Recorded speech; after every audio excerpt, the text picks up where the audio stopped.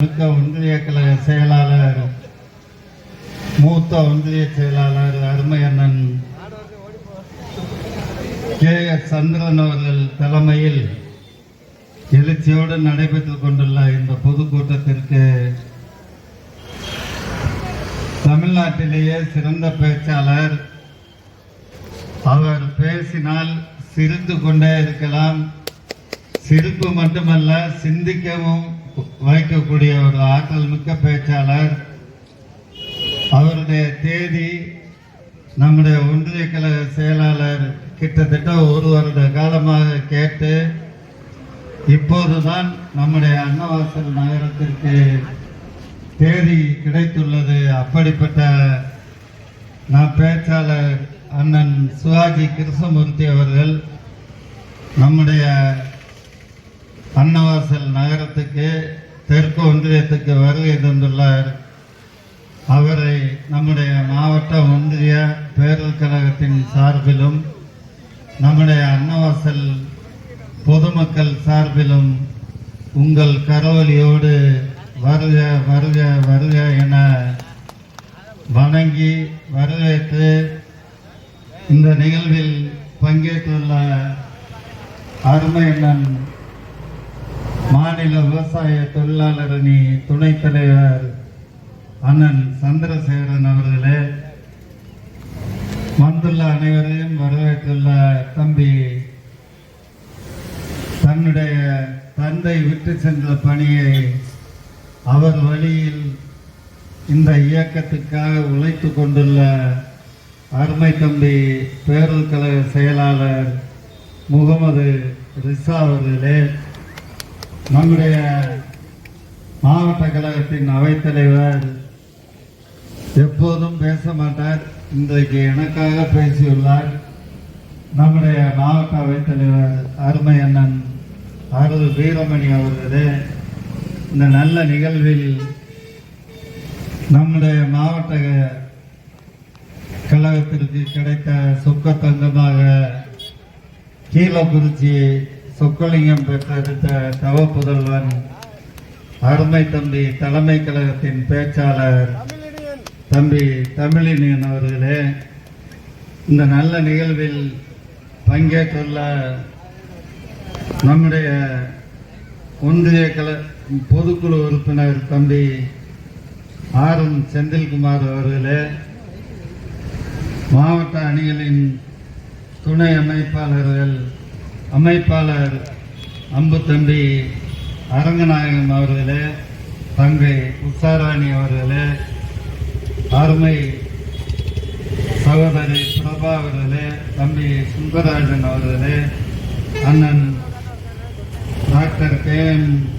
அமானுல்லா அவர்களே, மற்றும் இந்த நல்ல நிகழ்வில் பங்கேற்றுள்ள நிஜாமுதீன் அவர்களே, அண்ணன் தம்பி முத்தையா அவர்களே, மணி அவர்களே, ஆர்.ஜே. அண்ணாதுரை அவர்களே, அண்ணன் சிவசுப்பிரமணியன் அவர்களே, ரவி அவர்களே, கே.டி.ஆர். தங்கராஜ் அவர்களே, மற்றும் ஒன்றிய கழக நிர்வாகிகள் ராஜேந்திரன், முத்துச்செல்வம், சிவசண்முகம், கோவிந்தராஜன், கோபாலன், முருகையன், முத்துச்சாமி, பலபாண்டியன், முத்துலட்சுமி, ராஜேந்திரன், கார்பதி வழக்கறிஞராக பணியாற்றி இப்போது அரசு வழக்கறிஞராக இருந்து நம்முடைய இயக்கத்தையும் நம்முடைய இருவண்ண கொடியையும் இந்த பகுதியில் உயர்த்தி பிடித்துக் கொண்டுள்ளார்.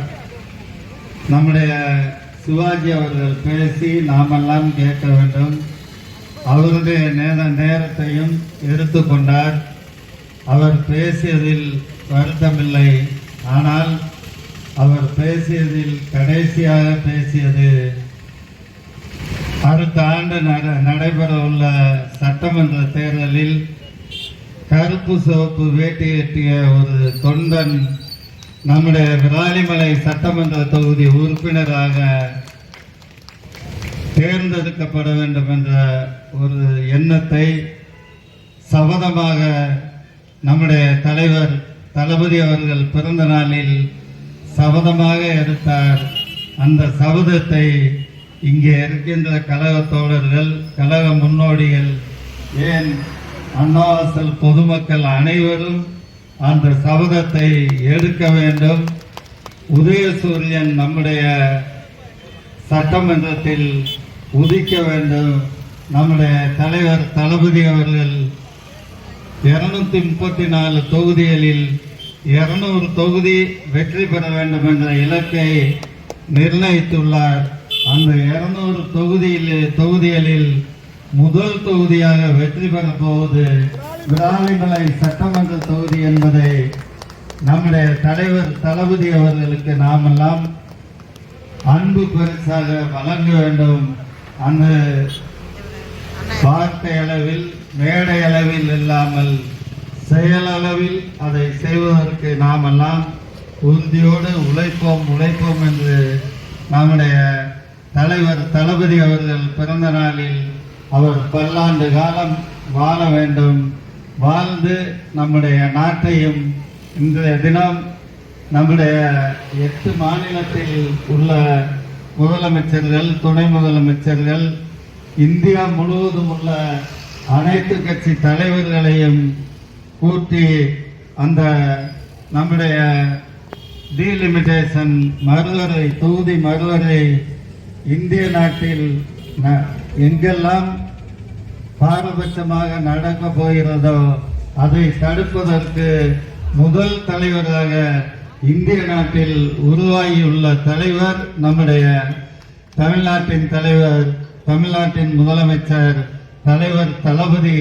நான் இருக்கிறேன் இந்திய நாட்டை வழிகாட்ட, மோடி ஆட்சிக்கு சிம்ம சொப்பனமாக நான் இருக்கிறேன் என்பதை நிரூபித்துள்ள தலைவர் தளபதி அவர்கள் பல்லாண்டு காலம் வாழ வேண்டும் என்று வாழ்த்தி, நம்முடைய உஷா அவர்கள் சொன்னது போல நம்முடைய சட்டமன்ற உறுப்பினர் விஜயபாஸ்கர் எங்கெல்லாம் என்னெல்லாம் அள்ளி தக்கிறார்னு தெரியும்.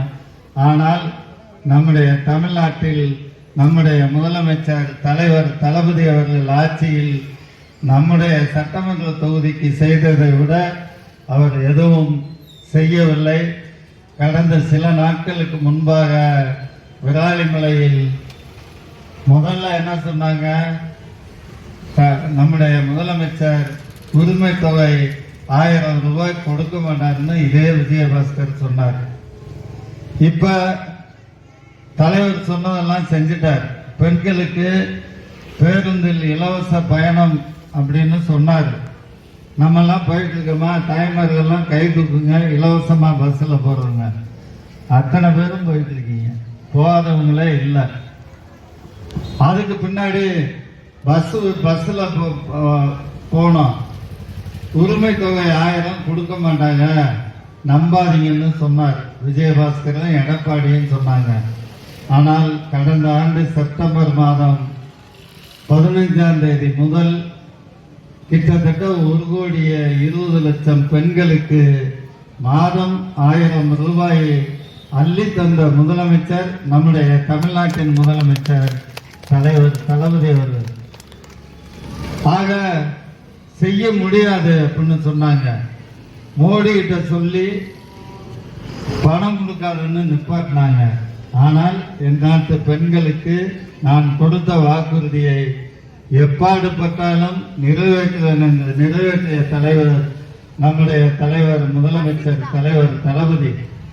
ஆக இப்ப 4 நாளைக்கு முன்னாடி பணம் கொடுத்துட்டாங்களே என்ன பண்றது, அதுவும் 1 வருஷத்துக்கு மேல கொடுத்துட்டாங்களே என்ன பண்ணலான்னு போய் மேடையில ஏறி நின்றுட்டு வாய் கூசாம இப்ப 12 மாசமா தான் கொடுத்துருக்காங்க. ஆட்சிக்கு வந்து கிட்டத்தட்ட 3 வருஷம் ஆச்சு. ஆக நிலுவைத் தொகையும் கேட்டு வாங்குங்கன்னு சொல்லியிருக்காரு விஜயபாஸ்கர். உங்களுக்கெல்லாம் நல்லா தெரியும், ஒரு திட்டம் எப்ப அமலுக்கு வருதோ அதுல இருந்து தான் பணம் கொடுப்பாங்க.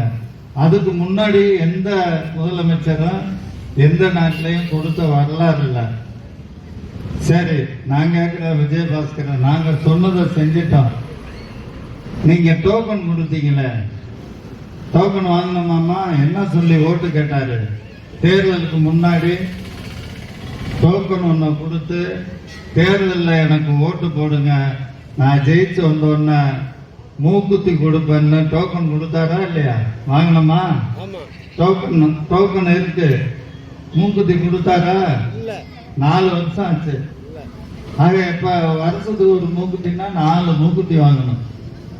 இப்ப 5வது வருஷம் நடக்க போகுது. அந்த 5வது வருஷத்துல நீங்க 5 மூக்குத்தி வாங்குங்க. கேளுங்க, நீங்க எப்பா விஜயபாஸ்கர் டோக்கன் கொடுத்து ஏமாத்திட்டீங்க, வாங்க ஓட்டு கேட்க வாங்க, எங்க வீட்டுக்கு வாங்க, எங்க காலனிக்கு வாங்க, எங்க தெருக்கு வாங்க.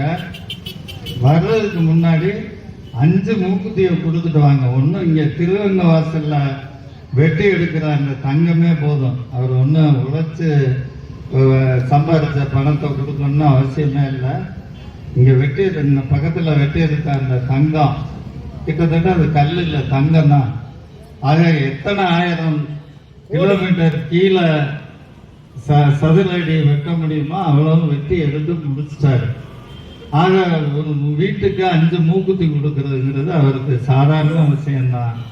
அதை கேட்டு நம்முடைய மக்கள் பெற வேண்டும். அதற்கு நீங்கள் எல்லாம் தயாராக வேண்டும் என்று கேட்டு மீண்டும் நம்முடைய தலைவர் தளபதி அவர்கள் பல்லாண்டு காலம் வாழ வாழ்த்தி தந்த வாய்ப்புக்கு நன்றியை சொல்லி வணங்கி விடைபெறுகிறேன். நன்றி, வணக்கம்.